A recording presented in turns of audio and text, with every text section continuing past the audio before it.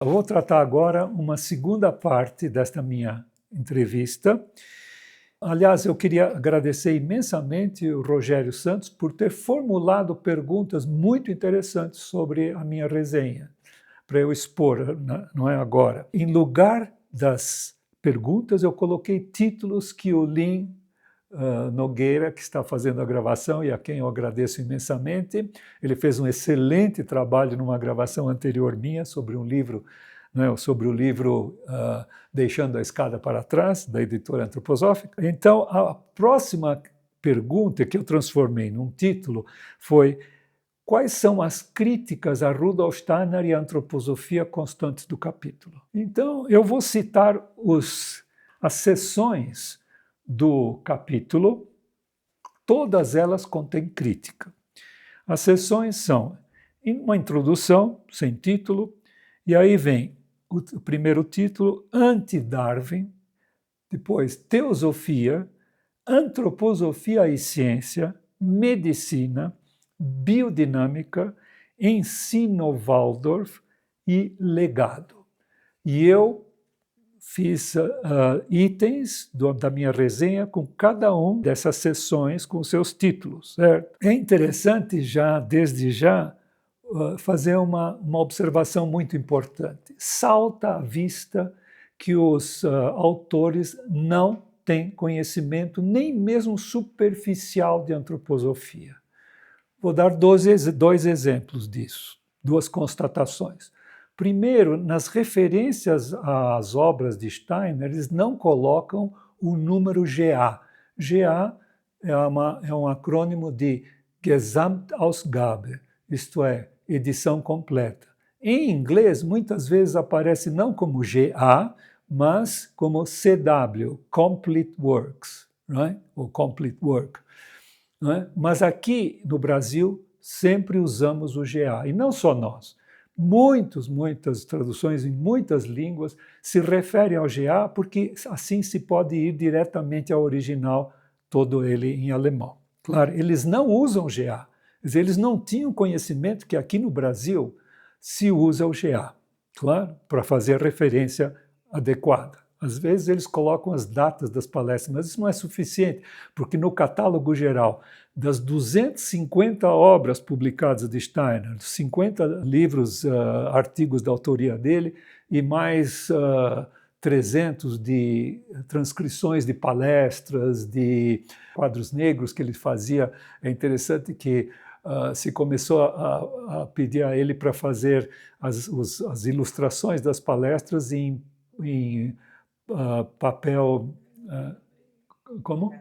Em cartolina preta, porque assim com as cores, tudo que ele fazia saía muito bem. E existem publicações dessas aí. São 350, eu falei 300, mais ou menos 300 obras com transcrições estenografadas de 6.000 palestras, ao redor de 6.000 palestras que ele deu durante a vida relativamente curta dele. Ele viveu de 1861 até 1925.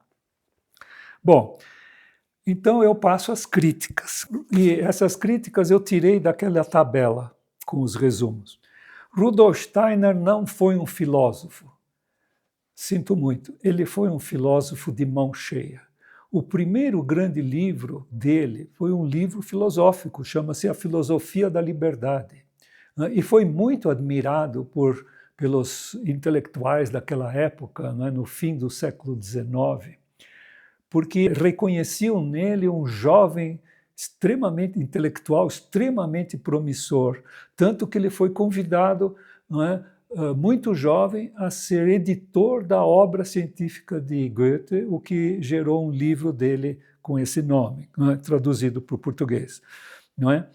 E, além desse livro, A Filosofia da Liberdade, ele tem, durante toda a vida dele, ele citava filósofos tradicionais, como Kant, Hegel, Fichte, e os filósofos da época dele. Alguns deles desapareceram totalmente, como Hartmann. Ninguém mais fala sobre o Edward Hartmann, que ele admirava muito. Citou muito Haeckel, ele se correspondeu muito com Haeckel, o famoso Ernst Haeckel, o darwinista ferrenho, não é? o grande propagador da evolução darwiniana. Ele escreveu um livro sobre história da filosofia, que se chama Enigmas da Filosofia, um livro extremamente original, porque ele mostra a evolução da filosofia na história do ponto de vista do desenvolvimento da consciência humana, uma coisa bem original. Uma outra crítica que eles fazem é que Rudolf Steiner não foi um educador. É realmente algo tão ridículo de se ler, porque como educador, Steiner introduziu a pedagogia Waldorf, que foi uma revolução naquela época. Por exemplo, as classes já eram mistas, isso em 1919. Eu, quando fiz o ginásio, eu comecei em 1951, as classes eram separadas, o ginásio estadual, não é? As classes eram separadas, não é? Meninos e meninas, e ele já fez classes mistas, claro, naquela época. E uma porção de originalidades, por exemplo, ensino em épocas, não é? Se concentram as matérias em 3, 4 semanas, todo dia a mesma matéria. A ideia do professor de classe que segue as classes do primeiro, idealmente até a 8ª série do fundamental, e a ideia do tutor que segue a classe nos 4 anos do ensino médio, e uma porção as indicações pedagógicas, didáticas que ele deu, o currículo que ele fez, baseado na sua concepção profunda sobre o desenvolvimento da criança e do jovem, tudo isso dá uma originalidade e mostra que ele foi um grande educador, um enorme educador. Tanto que nós temos aqui no Brasil, já está chegando a 300 escolas de jardins de infância Waldorf, crescendo continuamente. Só depende de haver professores formados na pedagogia Waldorf, e aí logo aparecem escolas, porque a demanda é muito grande. A diferença para outras escolas as escolas do ensino tradicional, inclusive as privadas, é enorme. Por exemplo, as privadas puxam muito pela intelectualidade e a pedagogia Waldorf só faz isso no ensino médio. No ensino fundamental não se exagera, tanto que leva 3 anos para a criança aprender a ler, que é a primeira grande intelectualização das crianças, conseguir ler aquelas letras que são símbolos formais, hoje em dia sem estética nenhuma, em geral, não é? E eu convido aqueles que estão seguindo essa entrevista a visitarem uma escola Waldorf. Se vocês forem a um jardim de infância Waldorf, eu aposto que todos e todas vão querer se tornar crianças outra vez. Só de entrar no jardim e ver como as crianças estão lá com seus ambientes diferentes dos seus brinquedos e são felizes, etc. Claro, então, claramente eles não visitaram a escola Waldorf. Aliás, preciso dizer que a seção deles chama-se Ensino Waldorf. De onde vem isso, se nós aqui no Brasil chamamos de pedagogia Waldorf? Tradução literal do alemão, Waldorf Pädagogik, pedagogia Waldorf. É o que se fala aqui, é o que se usa aqui. Claro, não se usa ensino Waldorf, a não ser talvez no meio de um parágrafo, alguma coisa se vai falando, mas quando se quer citar a pedagogia Waldorf, se usa esse nome. Em inglês, não se usa a palavra que existe, pedagogy. Não existe, não se usa essa palavra, certo? Ou pedagogical, não é? Então, eles usam Waldorf Education, eles traduziram do inglês. Por quê? Porque eles não leram nada em português, eles desconheceram completamente toda a literatura em português. Eles usaram sempre citações em inglês, e na resenha eu mostro que isso é um grande problema. Eu mostro um trecho, depois eu vou falar sobre ele, em que eles interpretaram errado aquilo que tinha sido traduzido, que não é fiel ao original. Eu fiz questão de colocar nesse trecho, eu vou depois citar qual é o trecho, eu fiz questão de colocar o inglês de onde eles tiraram, traduzir para o português, aí eu coloquei em alemão o original daquele trecho em inglês e traduzi do alemão, né? Sempre com a revisão da minha esposa, que hoje em dia a profissão dela, ela era médica, aposentou-se, e ela é tradutora hoje em dia, do alemão. Então ela tem uma prática de tradução fantástica e traduziu muitos livros editados pela editora. Bem, recentemente saiu uma coleção de 3 que ela traduziu, e faltam mais 3 dessa coleção. Bem, a próxima crítica deles. Rudolf Steiner foi um líder messiânico. Total absurdo. O Rudolf Steiner cultivou prezou a liberdade individual ao extremo. Tanto que aquele livro que eu citei chama-se A Filosofia da Liberdade. Não é? Ele considerava que o desenvolvimento da liberdade, do livre-arbítrio, era uma das missões fundamentais da humanidade. A partir do livre-arbítrio, a outra missão era desenvolver o amor altruísta. Ele foi um paladino da liberdade e do amor. Claro, um humanista como talvez jamais houve que chegasse ao nível dele. Eles acusam de líder messiânico. No entanto, se qualquer pessoa lê alguma obra dele, vai ver que ela é toda escrita para a compreensão. Ele se dirigiu para a compreensão das pessoas. Qual é o líder messiânico que explica as suas ideias? Simplesmente transmite, em geral, dirigido aos sentimentos, claro, o que se pode, talvez eu já vou adiantar um outro ponto, o que se pode chamar de misticismo. O Steiner não foi místico, ele não propagou o misticismo, porque o misticismo é baseado essencialmente em sentimentos e não em conceitos claros como ele expôs. Claro?